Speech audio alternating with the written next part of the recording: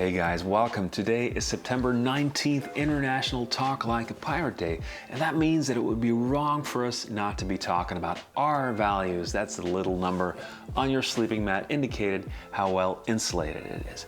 Do these really matter that much? And specifically, if you would happen to be looking at the Sea to Summit UberLite XT line, how big is the difference between the regular version and the Extreme? Now, for this test, I'm also gonna include the Therm-a-Rest NeoAir UberLite because I bought it for hikes when I'm going ultra light, and I haven't really had a chance to test it in colder weather. So that will be a nice little addition for you gram counters out there. For this test, I'll be spending a couple of nights on top of cooler ice packs frozen to minus 18 Celsius, that's about 0 degrees Fahrenheit, and see how long the sleeping mats keep me warm. Now, sleeping outside at minus 18 would admittedly be a better test, but the last time that happened around here was, I think, in 1940. And if that should happen again this winter, with current gas prices, we would be, well, my guess is that sleeping mats would be the least of our problems. To give you some background about these pads, the regular UberLite XT Insulated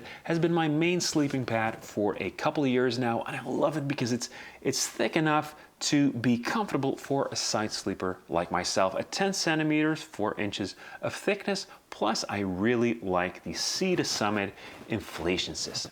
I've got a large version, and it's not the lightest, but you do get what you pay for in terms of both price and weight.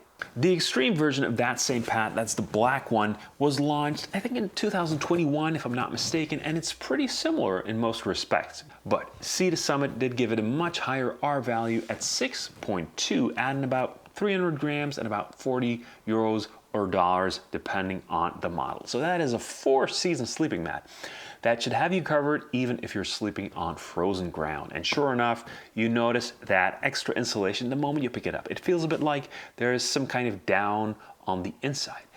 When it's inflated, the thickness of the pad is the same as the normal UberLite, but in its packed state, it's quite a bit thicker and bulkier. The Therm-a-Rest UberLite is definitely the odd one out here. It's not designed to be the warmest or even the most comfortable sleeping pad. As the name implies, this one is about being as light as possible, and it definitely does deliver. I mostly want to talk about R values in this video. I might do a full review of the UberLite in the future, but if you want a short version of that review, the UberLite feels and sounds like a $200 trash bag, and it is not as comfortable as the UberLites. But when you take into account that it is about a third of the weight of the UberLite Extreme, well, if weight matters to you, those things are suddenly very easy to forgive. And I personally don't know of any other pad in this weight range that I would even consider sleeping on. So you can imagine that I was very interested in seeing how it fared here in this test. And so I spent my first night on top of the NeoAir UberLite. Okay, actually the second night, if I'm being completely honest, I thought these would be enough ice cooler packs to do a test, but I clearly needed more.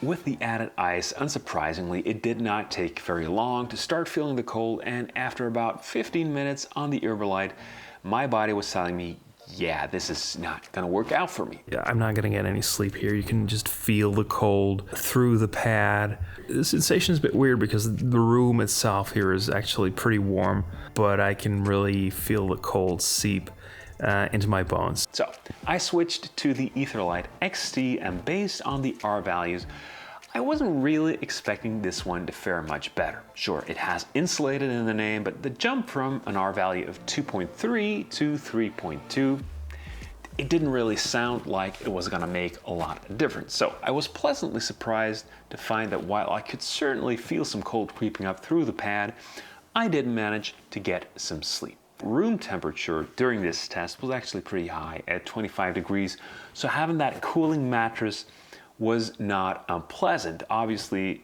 that same feeling, the cold air underneath you, would probably be a lot less fun if you're shivering under a too thin sleeping bag. Still, I was surprised at the difference given the R values, and I did manage to get some sleep. Of course, when you switch to the extreme version, the difference is immediately clear. Any sleep deprivation that I suffered during that second night was strictly due to the pad being too narrow for my taste. I figured I'd take the regular size version of the Extreme pad because the large size is pretty heavy at 950 grams. That's 2 pounds, 2 ounces. But these narrow pads, I don't really know who they're for. I guess they're for people who don't move at all during their sleep. Me, I toss and I turn a little, and my mind always seems to wake me up when I get near the edge because it tells me that I'm gonna fall off. So the wider, the better for me. If you're in the market for one of these, I think that down to about a couple of degrees above freezing temperatures, you can get away with the regular EtherLite XT Insulated. I still feel that's one of the most comfortable pads on the market. Obviously, for real winter camping at temperatures below freezing, the Extreme is going to be a smarter pick. At $220 or 260 euros, it is a fairly expensive pad and it doesn't pack particularly small, but that's to be expected for a real winter pad. And as they say, not freezing to death is its own reward. As for the UberLite, chances are we'll do a dedicated review on that later. But while I'm telling you this, I realized that maybe it would have been a good idea to include the combination of the UberLite with a closed foam pad like the Therm-a-Rest Lite or the Nemo Switchback, because putting that closed foam pad underneath the UberLite would definitely increase the R value, and it's also a pretty versatile thing to have around, and also just to keep you from having to buy a separate sleeping pad for each season. So that's definitely one that I should test in the future. All right, I'm gonna leave it at that. I'm hoping to follow this up with a more real world test in the winter, but for now, many thanks for watching. Thanks for sticking around, and I'll see you in the next one.